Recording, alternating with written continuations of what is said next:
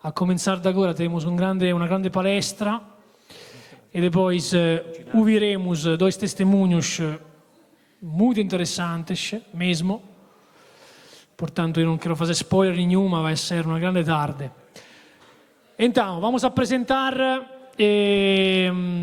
o nosso primeiro relator desta tarde, che è un padre Cesar Cuomo, italiano, Tamaiele, che vive qui in Portugal attualmente há 7 anos, no? No, 2 anos. 2 anos, mas que viveu já aqui em Portugal há mais de 17 anos. Padre César foi um dos primeiros padres, antes também do Padre Alberto, ad abrir esta casa, esta comunidade nossa que temos, onde amanhã iremos pela missa final em Rua da Salgueira. E foi uma ajuda preciosa per lo santuario per tantos anos, trabalhou praticamente come responsabile da liturgia do santuario, no terzo, nas missas, tutto aquilo che è la liturgia del santuario, portanto veramente foi una grande presenza no santuario per tantos anos. Depois voltou na Italia a causa di una doenza, da qual o Signore, con la sua provvidenza, lo ajudou. E agora o temos de volta aqui in Portugal há 2 anos e faz parte da nostra comunidade. E portanto, a partire também da sua esperienza, acho, no? da quella che foi un po' la sua storia di vita, nos irà a falar di un tema molto bello, con questo titolo accattivante. Nada daquilo che soffres sarà perdido, sobre un valore immenso che è soffrimento pode ter. Una grande salva de palmas a Padre Cesare!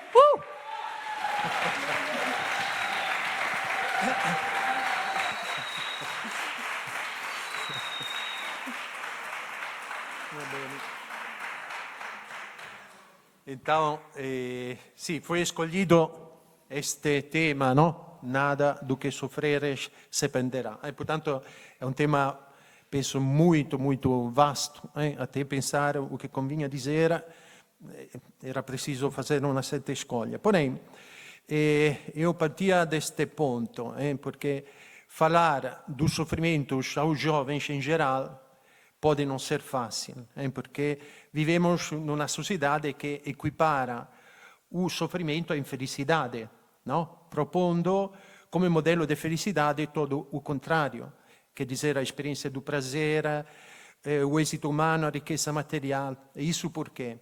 Porque fundamentalmente no mundo em que vivemos difundiu-se uma mentalidade descrente.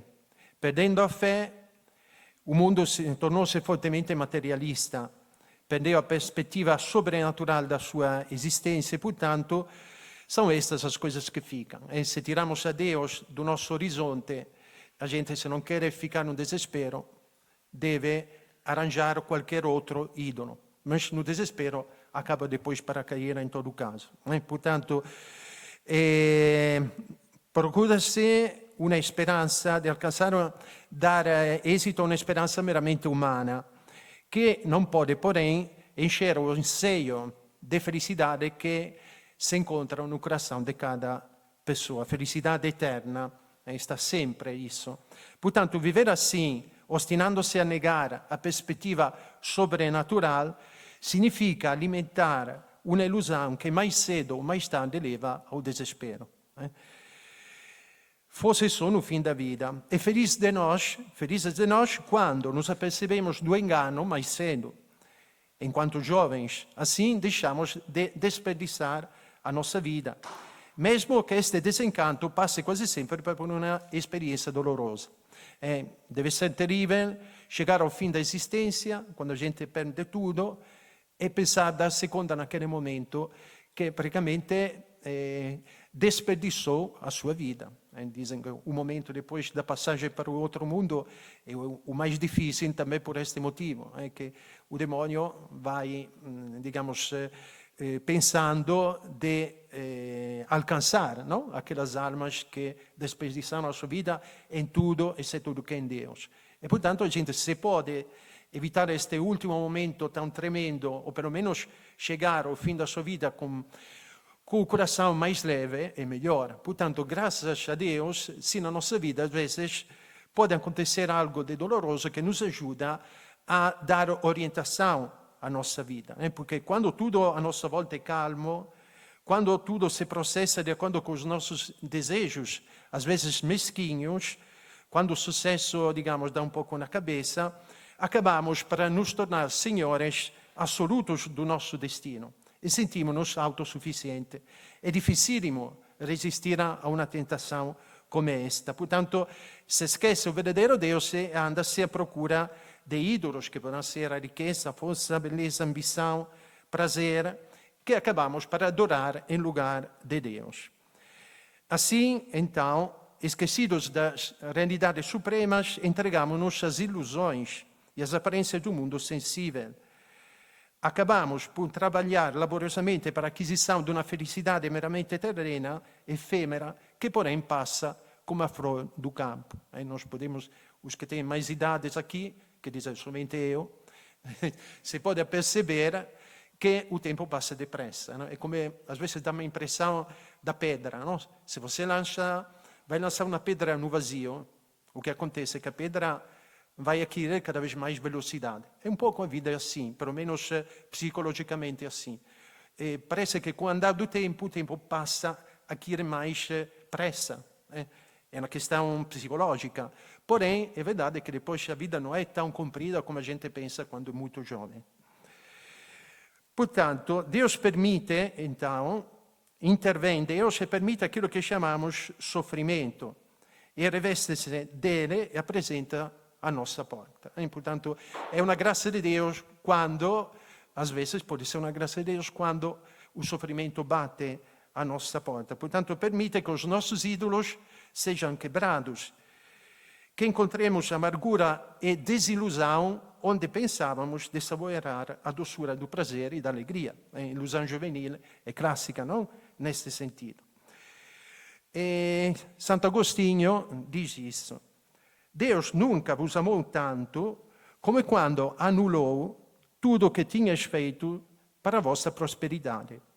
E se tinha sido generoso dar-vos riqueza, honra, saúde, foi ainda mais pródigo quando vos tirou todos esses bens. Por isso, não é fácil aceitar uma conversa deste tipo, porém é a realidade das coisas. A diversidade fortalece, desprende, eleva, amadurece, dá-nos uma visão correta do valor também das criaturas e, quando a sabemos aceitar, nos ajuda para nos entregar mais a Deus. Trata-se, ovviamente, de uma visão incompreensível, estranha, para aqueles que se recusam de acreditar. Nós iremos ver depois a importância da fé que tem neste sentido. Portanto, aceitar o sofrimento como uma lição e um convite de Deus é sempre uma questão de fé. Devo acreditar que Deus conhece perfeitamente aquilo que somos, a atividade e a passividade do nosso balanço, quer dizer, o bem que fizemos, o mal que temos feito, e sabe melhor do que nós o caminho mais seguro para reparar o mal que houve na nossa vida. E o sofrimento entra um pouco nesta ottica. Una visita che termina sempre per nostra parte con un enriquecimento o empobrecimento. Depende. Se aceitamos o sofrimento, é um enriquecimento pela nossa vida. Se não, ficamos mais pobres se nos rebelamos. Portanto, o sofrimento nunca nos deixa como estávamos. Por quê? Porque o intervento de Deus, a intervenção de Deus, tem sempre o seu efeito, é sempre uma chamada de atenção. E, no fundo, pedindo aos pastorinhos a entrega dos seus sofrimentos, Nossa Senhora quis ensinar-nos a todos como é que devemos sofrer, como é que devemos de encarar o sofrimento na nossa vida. É na perspectiva sobrenatural, portanto, que o sofrimento adquire sentido e valor, até o ponto que podemos dizer que só este é o caminho da verdadeira e mais profunda felicidade. Parece paradoxal, mas se queremos ser felizes, afinal temos de entrar nesta ótica. Repito, uma mentalidade completamente contrária àquilo da nossa sociedade, provavelmente sempre, ao nosso tempo, ainda mais, porque sob a influência dos meios da comunicação social, este puxar sempre para gozar tudo aquilo que é possível, colher um momento presente para fazer todo tipo de experiência, que, portanto, na vida tem sentido somente este, é uma mentalidade completamente contrária, pelo contrário, aquilo que, pelo contrário, que Deus quer, e che non realizza sem dúvida o nosso bem, mas um contrário. É engraçado che sempre eu li há muitos anos um livro de um padre italiano, muito simpático, porém já não me recordo muito daquilo que estava escrito naquele livro, ma fixou na minha mente, fixou-se o titolo deste livro, che traduzito in portoghese è "Sto muito bem e sto a sofrer muito". É come dizer, a gente quando si dice come sta, geralmente si dice sto bem quando tudo corre come queremos, no? Aqui não, ao contrário, estou muito bem porque estou a sofrer muito. Para entender mesmo isso, é que o sofrimento parece curioso, mas as coisas estão a correr bem quando conseguimos dar o giusto valore ao inevitável sofrimento da nossa vida, porque é inevitável, porque seja como for, podemos tentar fazer tudo para fugir do sofrimento, mas não podemos. Às vezes nós fugimos de uma forma de sofrimento e depois começa outra forma de sofrimento. Por exemplo, muitas vezes a gente foge de tudo aquilo que é empenho no bem, que é compromisso para fazer o bem, porque pode custar, pode ser fatigoso, cansativo, mas depois acabo para sofrer porque sofro o vazio no meu coração. E quando para não me cansar para fazer o bem fico inativo, depois sinto este vazio interior, esta insatisfação se alimenta no coração. E, portanto, qual é? É que poi a gente vai procurar alternativas. Portanto, se falará depois nas próximas palestras das dependências, mas no fundo como é que nascem as dependências?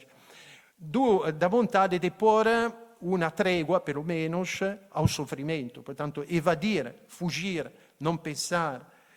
E, portanto, é uma ilusão, porque o sofrimento não se pode evitar.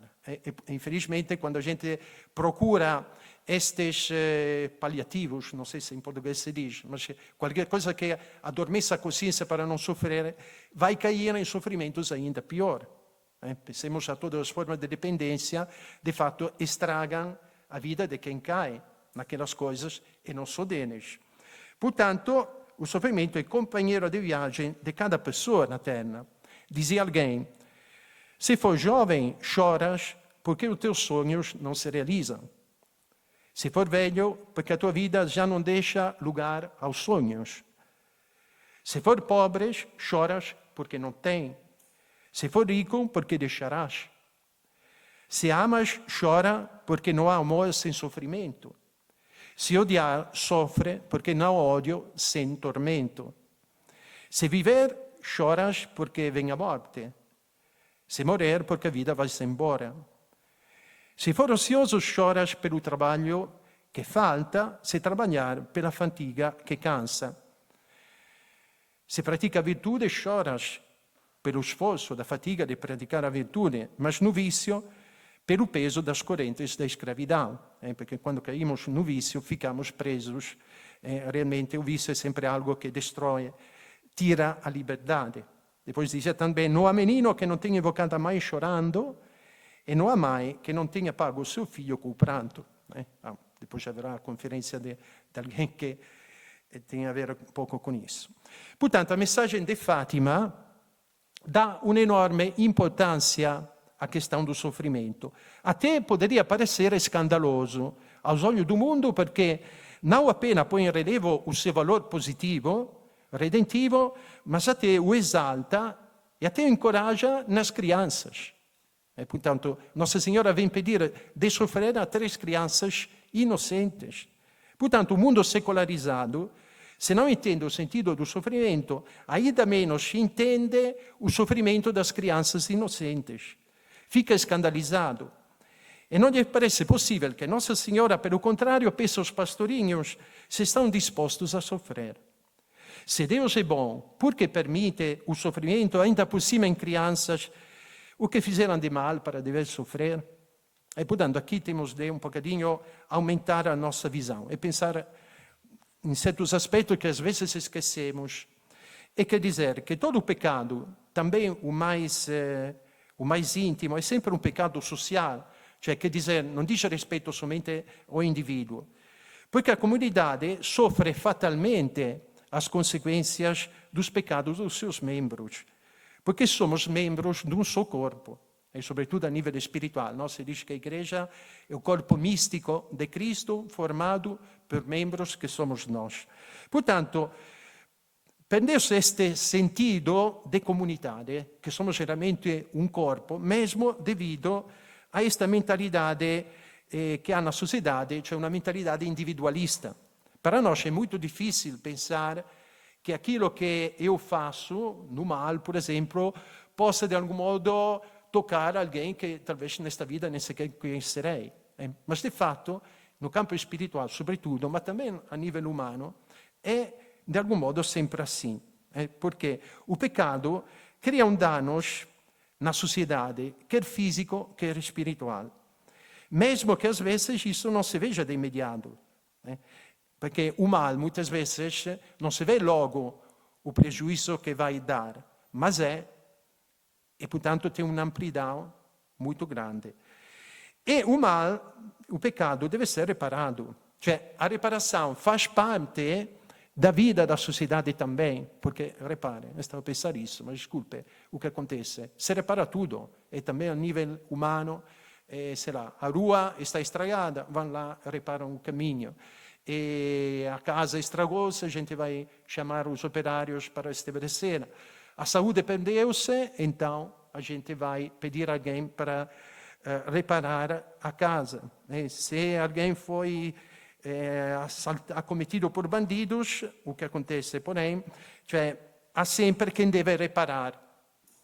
Ma geralmente o che acontece a livello umano, meramente umano, che geralmente quem estraga non è aquele que repara, são outros. Se lá alguém é acometido por bandidos, fica doente, e quem é que vai tomar conta dele?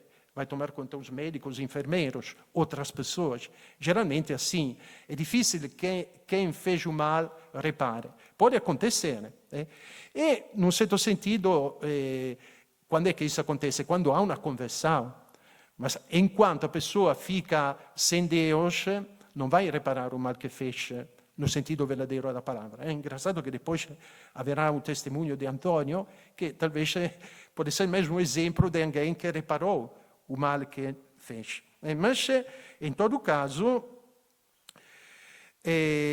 a igreja pode ter padecido graves prejuízos. Portanto, o corpo místico de Cristo tem tido feridas profundas, mas tudo se pode reparar pelo sofrimento mais inocente possível. Esta é a cura e os melhores médicos que podem sarar o corpo da igreja são os mais inocentes, como os pastorinhos, ou outros como eles. Repara uma coisa, geralmente na reparação material as coisas podem melhorar o estado inicial ou piorar. Em sentido espiritual, a reparação, verdadeira reparação, é sempre algo que melhora a condição. Nem por nada se chama até o pecado original, que foi um estrago, feliz culpa, porque por causa do pecado original o próprio Deus se fez homem e tornou-nos filhos de Deus. Portanto, a verdadeira reparação espiritual inocente procura sempre uma condição melhor daquela inicial. Das coisas materiais, às vezes sim, às vezes não. Portanto, o sofrimento onisciente torna-se instrumento generoso da misericórdia nas mãos de Deus. A alavança poderosa para salvar o mundo do abismo do pecado. E os doentes são os verdadeiros para-raios que protegem o homem dos castigos divinos. É engraçado que uma vez o Padre Pio estava a falar com ele que se queixava porque estava a sofrer. E sabe o Padre Pio o que é que lhe respondeu? Mas, desculpe, na maneira que falava ele, dialetal, o dialetto do Padre Luís. Agora não vou repeti-lo também, porque não sei falar naquele dialetto, porém, ele disse, afinal, é que tu que pensavas que é o sofrimento dos criminosos que repara? Cioè, é o sofrimento inocente que tem a possibilidade de reparar os pecados que há no mundo. E pensemos que Nosso Senhor é o mais inocente E foi ele que realmente realizou aquela reparação que abriu-nos as portas do céu. Portanto, os inocentes realmente são como a personificação de nosso Senhor Jesus Cristo.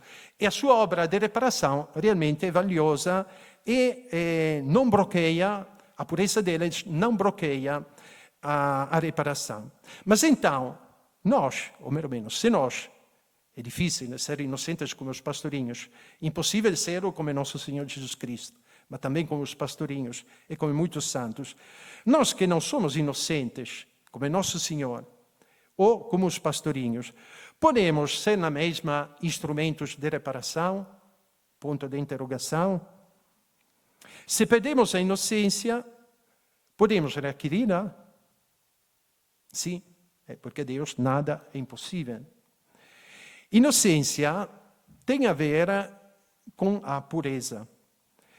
E para recuperar, quando a perdemos, é necessário purificar-se, libertar-se de tudo aquilo que pode obstacular ou abrandar a ação santificadora de Deus na nossa alma, tendo presente a nossa grandíssima dignidade. Nós sempre temos de pensar isso.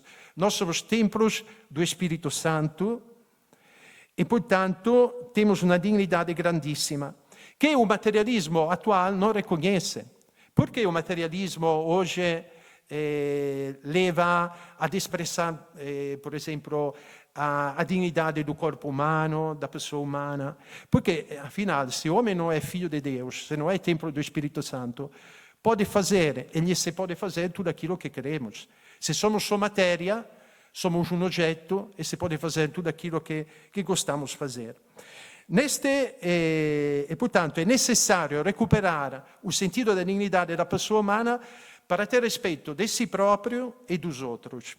Eu vou citar um episódio clássico também da primeira comunhão da irmã Lúcia. No? Quando a irmã Lúcia estava a preparar-se para fazer a primeira comunhão, parecia que não fosse possível fazer porque era demasiado pequena.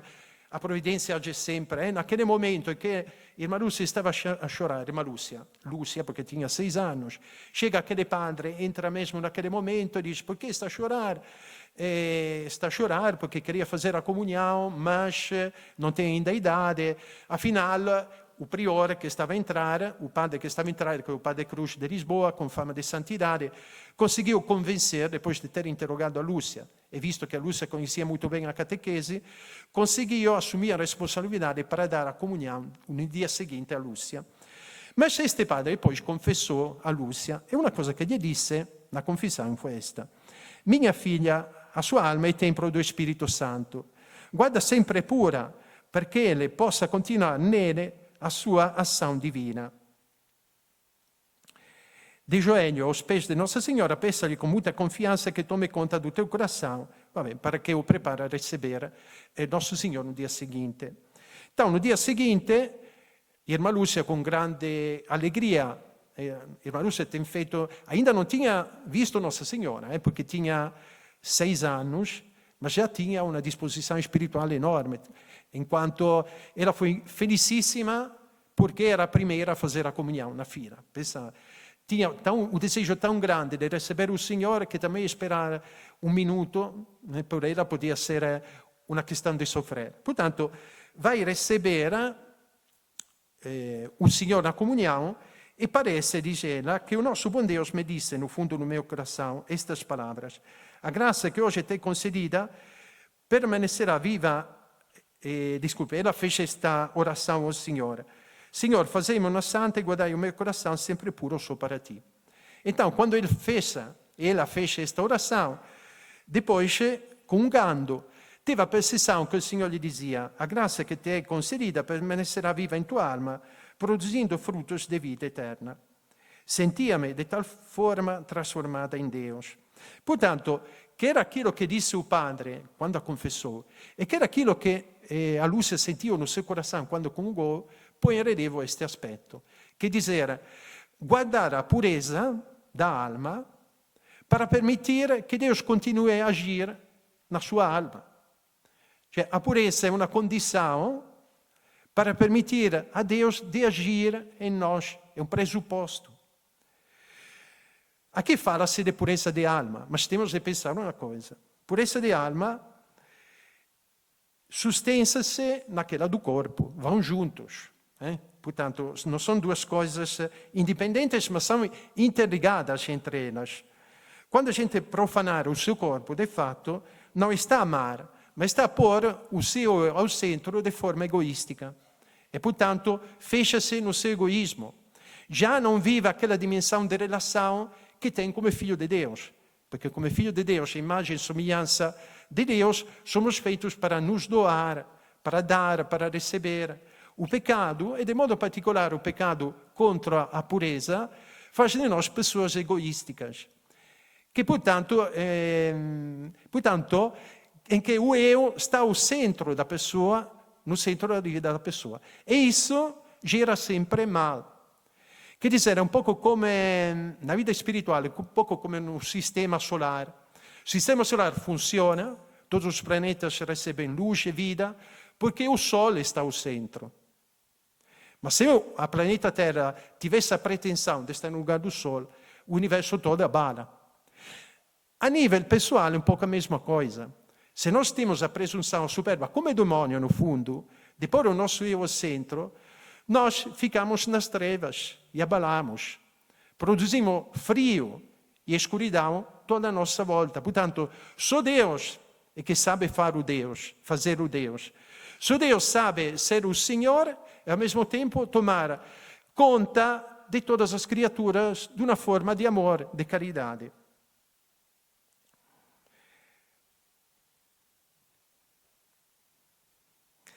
Dizia o nosso fundador, não dizia un'altra coisa, mas que depois vamos dizer. Sabe, no? Que hoje em dia uma das coisas que se diz quando há muitas pessoas que pensam que viver mal a sexualidade em si não seja mal. Aqueles que dizem que mal temos se fazemos isso, nos amamos.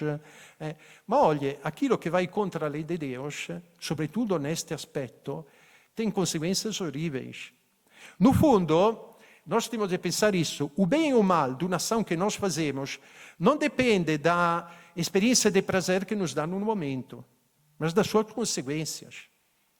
A gente pode fazer um ato de impureza que no momento lhe dá satisfação, mas as consequências podem ser muito negativas. Primeiro, um sentido de vazio depois.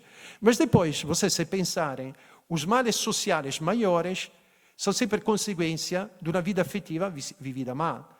O aborto, os feminicídios. Quantos feminicídios são por motivos de ciúme, por exemplo. Não? O aborto, sabemos todos, já sei lá quantas vezes já ouviram falar disso. Porém, é matar um filho no próprio seio. Mas, no fundo, também temos de pensar que todos os crimes que há na sociedade muitas vezes têm a ver com isso. Porque, no fundo, aqueles que, sei lá, vão vender a droga, aqueles que organizam todas aquelas atividades ilícitas, muitas vezes, afinal, é para se conceder prazeres carnais. Quase sempre. Portanto, imaginem quantos sofrimentos, até nos filhos, às vezes, não? Que padecem por isso.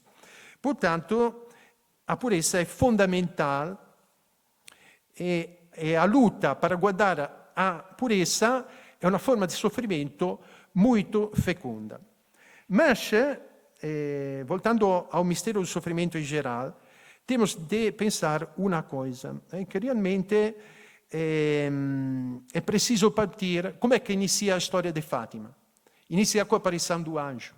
E a oração do anjo, o que é que pede, por primeira coisa? Pede para pedir aumento de fé, esperança e caridade. Portanto, parte-se da fé. O mistério del sofrimento é estreitamente legado ao mistério do amor. Isso sim, porque, como diz a Escritura, não há maior amor do que aquele que dá a vida pelos seus amigos. E Jesus tomou sobre si todo o sofrimento humano porque possuía todo o amor possível. Só Ele pode assumir sobre as suas costas toda a dor de todos os homens de todos os tempos, porque tinha este amor enorme. Ninguém nos podia salvar, porque uma criatura, por santa que seja, não tinha toda aquela capacidade de amor para assumir sobre si o peso de toda a dor de todos os homens, desde o início até o fim. Foi necessária a encarnação do Filho de Deus, que então pode assumir todo o mal do mundo, porque em si tinha este amor infinito. Mas é verdade, porém, que o sofrimento pede também um grande espírito de fé. Os pastorinhos sabemos, o anjo e Nossa Senhora, na primeira aparição, disse-lhe de suportar todos os sofrimentos em ato de reparação pelos pecados do mundo. Sim, queremos, foi a nossa resposta. E Nossa Senhora logo disse que ides, pois, ter sofrer muito, mas a graça de Deus será o vosso conforto. Portanto, para sofrer com generosidade é preciso ter fé, espírito de fé. Porque o sofrimento, em sentido meramente natural, não dá satisfação nenhuma. Não? E os seus frutos, geralmente, não são visíveis de imediato.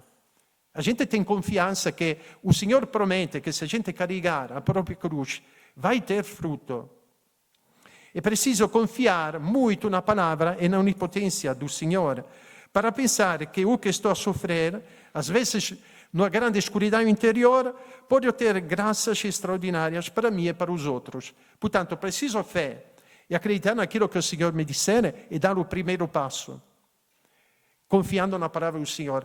Mas é preciso também uma grande esperança, porque para sofrer é preciso ter uma motivação grande. Também a nível humano, vocês que são estudantes, às vezes estudar muito é pesado, mas tem uma motivação grande, por quê? Porque esperam alcançar o título, fazer depois um certo tipo de trabalho. Se não tivesse esta esperança, a motivação para estudar podia ser muito fraca, então desanimar, deixar-se ir. A nível espiritual acontece um bocadinho isso, quer dizer, é preciso alimentar a virtude teologal da esperança, para ser generosos em empreender este caminho de levar a nosso sofrimento, a nossa cruz, sabendo que do nosso acolhimento com fé da dor e da esperança pode vir um fruto muito grande. Desculpe, mas aos pastorinhos o anjo diz que se fizerem aquilo que ele disser, de suportar os sofrimentos, teriam podido alcançar a paz pela sua pátria. Reparem sul nível, isso a nível humano é uma coisa extraordinária. Com orações e sacrifícios, mas perché vieram de um coração inocente, Deus consegue alcançar a paz por uma nação inteira. Você então, talvez não imagina qual pode ser o fruto da sua vida de fé, de esperança e de caridade. Se for realmente com esse espírito o mais puro possível. Talvez de um canto remoto tenha surgido alguma súplica ardente que mudou os acontecimentos de uma alma do mundo. Sim, sei lá quantas guerras foram evitadas, porque talvez há pessoas que se ofereceram por isso. Não sei se... Quem é que conhece Gloria Polo? Só? Apenas? Ok. Gloria Polo é uma senhora colombiana que há muito tempo... há muitos anos, morreu, mas voltou em vida.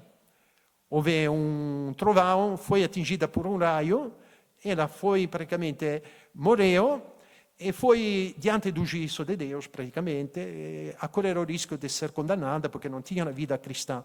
Nosso Senhor, que sabe tudo, é uma sabedoria infinita, achou bem fazer com que ela voltasse à vida e contar o seu testemunho. É ainda viva e vai em todo o mundo a contar aquilo que aconteceu quando morreu e voltou em vida. Mas uma coisa que me atingiu muito foi esta, que a um certo momento fala de alguém que, por acaso, numa carta que envolvia, não sei se era peixe ou carne, envolvia esta peça de jornal que falava desta mulher que tinha morto daquela forma. Ainda não tinha voltado à vida. E leu esta coisa e, cheio de piedade, rezou por esta mulher. Quando a mulher foi diante do juízo divino, o Senhor mostrou-lhe este fato, que tinha havido este homem que tinha rezado por ela. E também isso contribuiu a ela ter a graça de voltar em vida. Portanto, a gente não sabe o fruto que pode ter. Repare que nas coisas de Deus, as coisas que passam mais despercebidas, podem ser aquelas que valem mais. Por quê? Porque afinal lì, quando fazemos algo de bom, também pequeno, que ninguém vê, é sinal de pureza de intenção. Entende? Porque também nós às vezes fazemos bem e fazemos bem a continuar a fazer o bem. Mas às vezes um pouco misturado, não? Porque assim os outros veem que para ressaltar os olhos dos outros, a tentação às vezes é forte de fazer o bem também nesse sentido. Quando fazemos algo que ninguém vê, só por amor de Deus, ou por caridade para com alguém, isso tem um valor e um poder extraordinário. Como a oração deste homem. Não sabia, ninguém sabia que ele tinha feito aquela oração. Só na luz de Deus é que a Senhora viu isso. Portanto, também a pessoa mais humilde, com a cruz unida àquela de Jesus, pode alcançar atos de grande alcance e de grande ressonância. Não importa, portanto, se temos grandes responsabilidades na vida social, se somos importantes ou quê, mas no lugar onde Deus nos colocou, viver nesta dimensão, nada é pequeno e escuro, feito por amor de Deus, e pode ter repercussões universais, come nos ricorda a mensagem di Fátima. Repito, duas crianças assim, sabe que até o presidente dos Estados Unidos reconheceu isso, sabia? O presidente Reagan, quando foi nos anos 80, em Lisboa, elogiou São João Paulo II e os pastorinhos, dizendo que a oração e os sacrifícios deles tinham tido mais poder do que, como se diz, a diplomacia e todas estas coisas. Ele próprio reconheceu que se não arrebentou a guerra nuclear e tudo, era mais mérito de São João II e dos pastorinhos. Por quê? Os pastorinhos porque fizeram isso com simplicidade. Portanto, Deus valoriza sempre o sofrimento dos inocentes. A dor levada com amore e spirito de fé purifica, santifica, oppondo-se diretamente às fontes de onde nasce todo tipo de pecado. Portanto, a raiz do pecado se encontra no orgulho, se diz, orgulho da soberba humana, a concupiscência, nós chamamos aquele desejo de alcançar prazeres, o egoísmo. Não? Portanto, o que acontece? Uma forma de sofrimento é a humilhação, o desamparo, a inação. Portanto, o que faz a humilhação mortifica a soberba, o orgulho. A decadência, o enfraquecimento do corpo, castiga a tendência da concupiscência. Uma pessoa que está viciada, que parece que não pode viver sem cometer o pecado da carne, okay? Quando se encontra doente, queira ou que não, deve mortificar isso. É uma ajuda. A doença, por uma pessoa habituada a viver mal a vida afetiva, deixando-se arrastar pela sessualidade, escravo disso, o sofrimento devido a uma doença é um bem. Ou até o abandono, o isolamento, pode ser também uma mortificação do nosso egoísmo. E, portanto, Santo Agostinho diz que a doença tem uma dupla vantagem de nos colocar na impotência para pecar e de nos fazer expiar os nossos pecados. Portanto, o valor do sofrimento depende da intenção com que nós sofremos. O anjo de Portugal e Nossa Senhora destacaram principalmente duas finalidades: a glória de Deus e a conversão dos pecadores. Afinal, trata-se de uma motivação de amor verdadeiro, de caridade. O que conta não é sofrer muito, mas é sofrer com muito amor e caridade. Repito, o sofrimento dos criminosos, chamamos assim, gera só rebelião, gera só um desespero interior que parece uma antecipação do inferno. O sofrimento tem valor quando é levado com Cristo, por amor de Cristo, quando tem a forma da cruz de Cristo, afinal. Quer dizer, é simile, é igual, pelo menos na forma, à cruz de Nosso Senhor. Se também a dimensão é diferente. A nossa cruz nunca será grande como aquela de Nosso Senhor. Dizia, de fato, o nosso fundador, esta é uma frase que, a meu parecer, temos de gravar bem no nosso coração, porque pode ajudar-nos muito quando estamos a sofrer qualquer tipo de sofrimento físico ou moral. O nosso fundador dizia isso. Por mais que nos dobremos, nunca será como o Senhor fez por nós. Portanto, quando ele chamava muita atenção de olhar para o crucifixo. O crucifixo não dá ideia daquilo que o Senhor sofreu. Não sei se aqui... Ponhamos este. Você vira um filme da Paixão do Senhor, não? Então, todos aqueles sinais, se vamos ver o sudário, se vê todo o corpo chagado. Mas provavelmente tudo isso é nada naquilo que foi na realidade. Os santos dizem isso. Portanto, nem sequer podemos imaginar como o corpo do Senhor foi desfigurado. Aliás, tinha sobre si todas as dores e pecados do mundo, tendo presente que a sensibilidade de nosso Senhor, sendo sem pecado, não é como a nossa.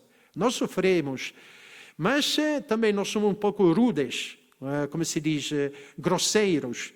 Portanto, a nossa capacidade de sofrer é sempre um pouco relativa. O Senhor, sendo tão puro, tão perfeito, sofreu também fisicamente de uma forma que nem sequer podemos imaginar. Foi por graça de Deus que não morreu ao longo da paixão. E que o Pai Celeste lhe dava ainda a possibilidade de sofrer ainda mais para pagar por todos os homens. Então nós temos de pensar que quando eu tenho de sofrer algo, quer em sentido físico, quer moral, tenho de pensar ao crucifixo, que por mim dobrou-se muito mais, aniquilou-se muito mais. Nós, às vezes, quando nos dobramos, parece quase uma fraqueza. Mas, afinal, se foi feito por amor do Senhor, é uma forma de grande força. Portanto, um motivo é reparar o Senhor, o outro, caridade para os pobres pecadores, a possibilidade que há de eles se perderem. É muito importante, Nossa Senhora, esse aspecto que, se você ler as memórias, sabem? A história de Fátima, sabem? Mais ou menos. Quem não leu a memória, é bom ler. Custa muito pouco, nem sequer 10 euros, é simples, mas a gente pode perceber muito daquilo que aconteceu aqui. Uma coisa que Nossa Senhora diz é esta. Nossa Senhora ensinou aos pastorinhos a unir explicitamente o sacrifício às particulares intenções. Quando disse, sacrificai-vos pelos pecadores, se dizia a Jesus muitas vezes, em especial sempre que fizerem algum sacrifício. O Jesus é por vosso amor, pela conversão dos pecadores e a reparação dos pecados cometidos contra o Imaculado Coração de Maria. Portanto, é bom dar maior força àquilo que sofremos por explicitamente, se também interiormente, esta intenção. Porque ajuda a fazer isso, a fixar a nossa intenção, a nossa atenção em Deus, fazer um ato de amor com maior consciência. Recorda-nos que tudo deve ser feito com amor reparador. Senão o que acontece é que afinal nos esquecemos mais facilmente de fazer isso.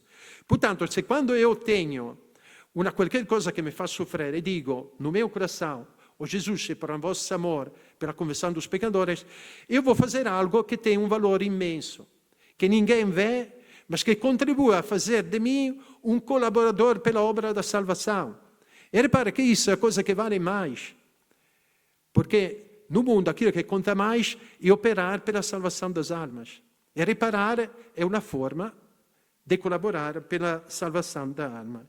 Dizia São João Paulo II, acerca do sofrimento, um dia compreenderemos que o nosso sofrimento não foi um absurdo ou uma crueldade de Deus, mas um grande dom para nós e para todos. Compreenderemos que ele alimentou o rio da redenção, chegando aos confins da terra. Compreenderemos que é como um riacho que faz crescer o rio do sangue de Cristo. E, portanto, o nosso sofrimento contribui. Volto ao nosso fundador, que sempre também, esta é uma coisa, porque às vezes eu pensava um dia, não? Mas como é que o meu sofrimento, aquilo que eu faço, a minha oração, pode salvar as almas? Como? Eu lembro-me que uma vez, sem que ninguém tivesse pedido nada, disse isso, que Deus dá a todos a graça para se salvar. Mas por muito, esta não é suficiente. Portanto, com as nossas orações, os nossos sacrifícios, os nossos sofrimentos entregues, nós podemos produzir aquele aumento de graça que pode ser determinante pela salvação de muitas almas.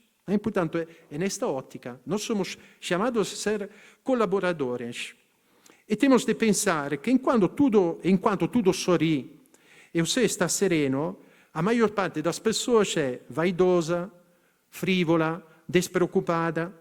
Vive-se, sobretudo os jovens, é compreensível, porém, geralmente é um pouco assim. Vive-se o dia a dia sem diretivas fixas, sem objetivos claros e precisos. Consideram-se importantes as ações mais fúteis e banais. Nós vemos os jovens que estão ali, sempre aqueles adolescentes com isso, não? Que dão esta importância. Preocupa-se com coisas insignificantes e sem valor. Vive-se de sonhos, ilusões e presunção. Por outras palavras, deturpa-se toda a existência, vive-se um pouco fora da realidade. Portanto, o não querer aceitar a realidade do sofrimento leva-nos sempre um bocadinho fora da realidade. E não ser realistas traz consigo sempre o problema na nossa vida, frustrações, porque a realidade não é que muda porque nós não gostamos dela. Portanto, a melhor coisa é adeguar-se, mas isso realmente realizza o nosso bem. Portanto, é preciso fortalecer a nossa vontade e pensar que também as coisas melhores da nossa vida venham fora do sofrimento. Havia um poeta francês que dizia isso, que as mais belas poesias nunca foram escritas. Esta frase é forte. São aquelas que saíam do coração dos poetas quando choravam sozinhos, no segredo dos seus quartos, e que nunca conseguiram escrever no papel. O que quer dizer isso? Que o sofrimento pode suscitar, dispersar certas energias, um termo que hoje se usa muito, do coração, da alma, que nem sequer imaginamos ter. Há pessoas que, levadas por um sofrimento, conseguem fazer coisas extraordinárias, que, estando bem, não teriam feito. Quer dizer, o sofrimento puxa para que venha fora toda aquela plenitude de riqueza, de grandeza que Deus tem posto no coração de cada pessoa. Enquanto o prazer enfraquece a alma, o prazer ilícito enfraquece a alma, corrompe a vida, deforma o caráter, enquanto a dor fortifica, refresca e forma a personalidade. E forma também a capacidade de ser sensíveis às dores dos outros. Porque quando somos frívolos, nem sequer queremos ver. Há pessoas que nem sequer querem ir num hospital, que se vê uma pessoa deficiente, viram o olhar. Por quê? Porque uma pessoa, quando vive demasiado frívola na superfície da vida, nem sequer consegue aguentar isso. Quando é que nós conseguimos ser solidários com os outros? Quando conseguimos entender o sofrimento dos outros. Mas para entendê-lo realmente, temos de algum modo de ter experimentado na nossa vida. Isso é um aspecto também. Porém, o sofrimento, afinal, é fonte de alegria, se for vivido como ha de ser vivido. Imaginem os pastorinhos. Eles, a um certo momento, eram felizes de sofrer. Por quê? Porque tinham feito muito depressa. Isso faz entender uma coisa, é que quando a gente abre o coração a Deus, o caminho de santidade se pode percorrer depressa. Nós às vezes dizemos, mas Deus parece que não me ajuda, mas o problema é habitualmente que nós não abrimos bastante o coração ao Senhor. Os passarinhos nos mostram que se a gente abre, Deus em pouco tempo pode fazer maravilhas. Mas eles, então, nos ensinam uma coisa. Primeiro, o sofrimento vai ser aceito. Ter uma certa resignação, abraçá-lo com espírito de fé. E até se pode chegar a amá-lo. Os passarinhos chegaram até aquele ponto. Porém, é preciso provar, fazer este ato de fé, para depois compreender. Na medida em que fazemos este passo, damos este passo, nós compreendemos que temos a força para levar com fruto o nosso sofrimento. Deus dá sempre prova, permite provas sempre proporcionadas às nossas capacidades. E realiza esta transformação.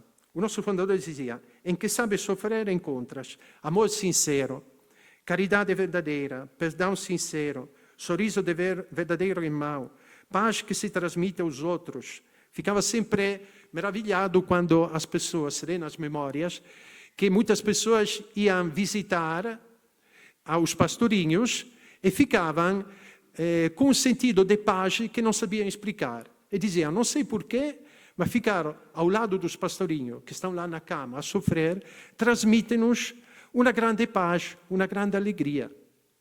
Portanto, nós, se queremos ser isso, temos de fazer um bocadinho o mesmo percurso.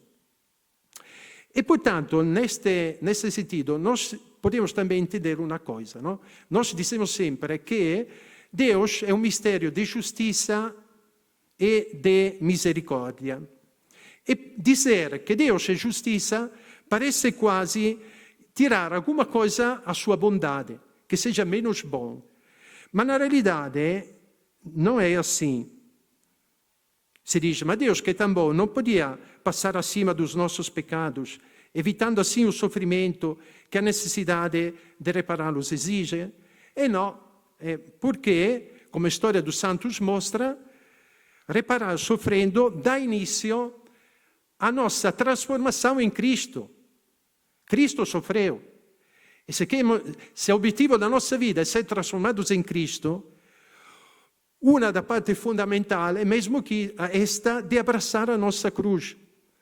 Portanto, reparar é uma questão de justiça, mas é uma questão que, afinal, nos transforma em Cristo. Portanto, tem o seu aspetto positivo, é uma graça. É, afinal, quem sabe abraçá-lo verdadeiramente, é uma grande alegria. Porque, você repara, no rosto dos santos, que abraçaram a cruz de Cristo, nas fotografias, há sempre um sorriso, há sempre uma luz que brilha. Enquanto as pessoas que se deixam dominar pelo pecado, há sempre um olhar turvo. Por quê? Por este motivo, que é um engano, que uma vida desleixada leva a felicidade e uma vida de sofrimento a infelicidade. É um engano diabólico. Os santos são a prova que é o contrário. Só é preciso ter esta coragem. É preciso ter este espírito de fé. É preciso partir mesmo como a história de Fátima diz. Porque, no fundo, qual foi a arma que santificou os pastorinhos e os outros santos? Fundamentalmente foram dois. O amor à Eucaristia e o amor à Nossa Senhora. Mas, no fundo, para recorrer a eles, é preciso ter espírito de fé, de esperança e caridade. Se eu não tenho fé, não vou à Eucaristia. Não vou entregar-me a Nossa Senhora a rezar o terço. Portanto, a primeira coisa que é de fazer é mesmo pedir como ensinou o anjo. Pedir fé, esperança e caridade. Quando eu tenho espírito de fé, esperança e caridade, então serei levado mais a aproximar-me da Eucaristia. Serei levado mais a entregar-me a Nossa Senhora. Mas pensem bem, a Eucaristia, afinal, o que é? É a atualização do maior, do mais valioso sacrifício da história, que é o sacrifício de nosso Senhor Jesus Cristo. Cioè, participar na Eucaristia significa ser envolvidos nesta dinâmica. É isso que nos santifica. E a devoção à Nossa Senhora colabora com isso, porque Nossa Senhora, mulher eucarística, que sofreu imensamente, porque Nossa Senhora não sofreu quando deu à luz o Senhor, lá no presépio em Belém, mas sofreu quando gerou espiritualmente todos nós como seus filhos. Nossa Senhora é mãe de dores, mas é também alegre. Nossa Senhora, criatura que no céu tem a glória maior de toda aquela dos santos e anjos juntos. E, portanto, Nossa Senhora é todo a nosso dispor para nos ajudar a percorrer este caminho de morte ao nosso egoísmo, ao nosso pecado e renascimento a uma vida cada vez mais nova, até chegar ao momento que estaremos preparados para entrar na glória do céu. Portanto, uma atitude que temos de ver é acreditar na providência divina, que todo tipo de sofrimento que Deus permite na nossa vida é sempre para o nosso bem. Nosso Senhor e Nossa Senhora conhecem muito bem a história de cada um. Você, cada um de vós, existe porque Deus quis o amor desde toda a eternidade, tal como são. E, portanto, sabe aquilo que você pode fazer, aquilo que fizeram, os pesos que podem trazer. Portanto, nunca pode dizer, o Senhor mandou-me um sofrimento demasiado forte por mim. Não, Deus calcula bem o sofrimento por cada um. Há uma frase de Saint-Efrem que queria citar, vamos ver se dizia isso. O fogo não será nem mais vivo, nem mais duradouro do que o necessário para cozer o barro. Entende o que significa dizer? Portanto, Deus quer cozer o barro que somos nós, purificar-nos. E, portanto, dá aquela parte de sofrimento necessária por isso. Cabe a nós abraçá-la. Mas Deus sabe toda a nossa dificuldade, sabe como somos feitos, virtudes e defeitos. E uma coisa que temos de fazer para permitir isso é aceitar-nos a nós próprios como somos. Não fugir da realidade. Não sonhar de ser diferente daquilo que é. Mas tu é a coisa melhor que podia ser. Tu podes ser contente somente quando és aquilo que Deus te fez e te deu. E, portanto, esse que deve ser o nosso caminho. Senão, a nossa vida não se realiza sem este espírito de fé, sem esta confiança na providência de Deus, que dá sempre aquilo que é mais preciso. É claro que a gente se deve pôr na justa disposição, mas também temos de pensar uma coisa, que, como disse no início, não somos isolados, que o meu bem está ligado ao bem também dos outros. É por isso que é mais fácil entender até que certas coisas que Deus manda na nossa vida não podemos entendê-las completamente agora, porque estão ligados ao bem também de outras pessoas. Nós somos um só corpo. E os santos foram aqueles que viveram nesta ótica. Portanto, é neste sentido que nós temos de encarar o sofrimento. E vou concluir com uma citação de um grande santo, que é São Luís Grignon de Montfort, que escreveu um livro que se chama Os Amigos da Cruz. E dizia isso: tirai proveito dos pequenos sofrimentos, e mesmo mais do que os grandes. Deus não olha tanto o sofrimento quanto a maneira por que se sofre. Sofrer muito é mal e sofrer come condenado. Sofrer muito corajosamente, ma por una causa má, e sofrer come mártir do demônio. Sofrer pouco ou muito, mas sofrer por Deus e sofrer como santo. Portanto, a intenção primeiro. Depois continua. O orgulho da natureza pode pedir procurar o mesmo e escolher abraçar as cruzes grandes e visíveis.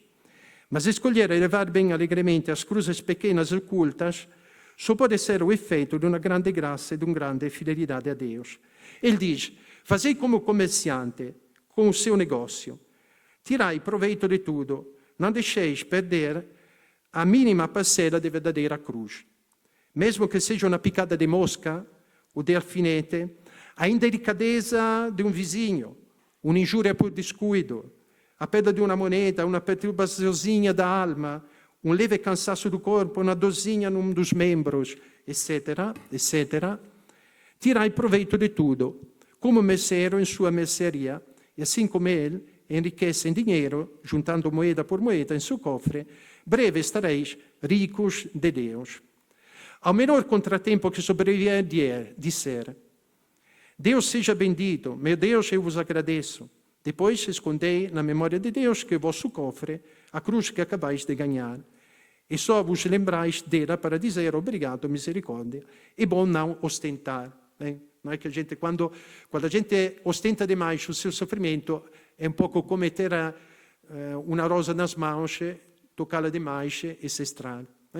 Portanto, o caminho correto também é aquele de consagrar-se a Nossa Senhora, neste sentido. Pôr tudo nas mãos dela. Recordemos que Deus vê tudo, dizia, e portanto, é neste aspecto que nós sempre temos de viver. É o que disse Nossa Senhora a irmã Lúcia, quando era Lúcia ainda, porque era uma menina, mas já na segunda aparição, entre maio e junho, a Lúcia tinha sofrido muitíssimo por questão das aparições, porque ninguém lhe acreditava, mãe batia-lhe, etc, etc. Nossa Senhora lhe disse: e tu sofres muito, não te preocupes, o meu coração será o teu refúgio e o caminho que te conduzirá até Deus. Portanto, temos de seguir também nós este percurso, entregar-se a Deus e a Nossa Senhora, sem deixar que a preocupação inevitável tome demasiado conta e prevaleça no nosso coração, não nos perturbe. Estamos nas mãos de Deus, que tudo sabe, sabe também os cabelos que temos, também os nossos cabelos são contados. Em alguns casos, nós podemos dizer, sabe também os cabelos que já caíram, como neste caso. E, portanto, Deus sabe tudo. Portanto, temos de confiar muitíssimo neles e o nosso caminho levará aqueles frutos de santidade que agora nem sequer podemos imaginar. Desculpe, estava esquecendo uma citação breve que é de São Francisco de Sales, mas porém que nos ajuda a entender, afinal, como devemos orientar-nos. Ele dizia, quando era criança, tinha costruído uma casinha de areia perto de um riacho. Passou um rapaz grande e com um pontapé mandou tudo para o ar. Eu chorei muito, mas agora, pelo contrário, sorrio ao pensar no choro de então. Assim, no paraíso, sorriremos sobre as dores que neste mundo pareciam-nos desgraças enormes. Como diz no Evangelho, a mulher, quando está para dar à luz, sofre, mas uma vez que dá à luz, a sua alegria é tão grande que esquece o que sofreu. Lá no céu, a alegria será tão grande que, se aqui tivermos passado coisas piores, parecerá nada em comparação com aquilo que Deus vai preparar-nos para nós para toda a eternidade. Portanto, espero que cada um de nós é um caminho que todos temos de fazer, que Nossa Senhora nos acompanhe e possamos realmente, deste modo, santificar a nossa vida e colaborar também pela salvação dos outros, porque cheguemos ao fim da nossa vida realmente com aquela plenitude, aquela presença plena de Cristo em nós.